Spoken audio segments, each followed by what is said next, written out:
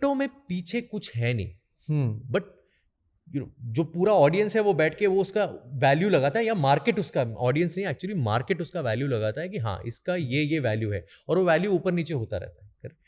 तो जब ये क्रिप्टो का पूरा स्टार्ट हुआ था तब मैंने भी थोड़ा समझने का कोशिश किया था, अलग अलग करेंसी के बारे में एक्सप्लोरेशन किया, कुछ इन्वेस्टमेंट किया, और वो डूब गया।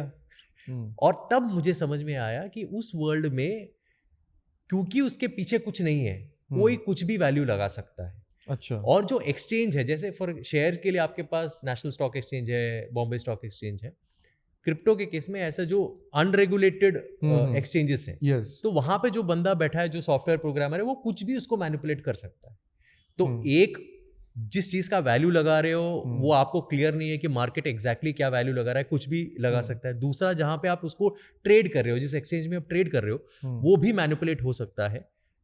अच्छा। तब उस चक्कर में मैं समझ लिया कि शायद ये मेरे लिए नहीं है, क्योंकि बाकी सब चीजों में आप जितना रिसर्च करते हो या जितना आप नॉलेज रखते हो उसका आपको फायदा होता है, करेक्ट।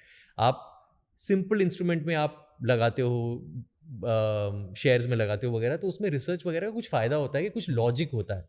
बट क्रिप्टो में जहां तक मेरे को समझ में आया, लॉजिक नहीं है, वो बहुत ही सेंटिमेंट के द्वारा ड्रिवन किया हुआ एक सेटअप है। पूरा कॉन्सेप्ट सेंटिमेंट के ऊपर बेस्ड है, और जो एक्सचेंजेस इसमें इन्वॉल्व हैं वो भी किसी रेगुलेशन के अंडर नहीं आते, मतलब किसी गवर्नमेंट या रेगुलेशन के अंडर नहीं आते ये।